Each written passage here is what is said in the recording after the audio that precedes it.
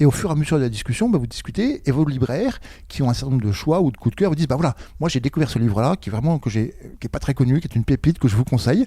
Donc l'idée c'est venez pour le conseil qui vous manque par ailleurs, venez en librairie, échangez avec vos libraires, demandez-leur un conseil, dites-leur en ce moment j'ai envie de m'évader, je voudrais un livre, un récit par exemple poignant de quelqu'un qui a fait une aventure extraordinaire, qui était au service des gens, qui s'est engagé dans le social ou je sais pas quoi, en fonction de vos desiderata, et on vous oriente en vous proposant plusieurs choix pour avoir le livre qui vous fera plaisir, auquel vous n'auriez pas pensé.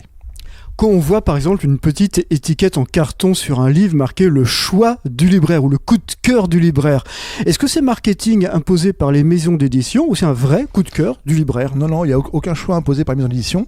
En fait, ce sont les libraires. Alors après ça, en fonction du caractère et du tempérament des libraires, le coup de cœur n'est pas le même, le choix n'est pas le même. Et puis ils ont chacun un peu des rayons dont ils sont spécialistes.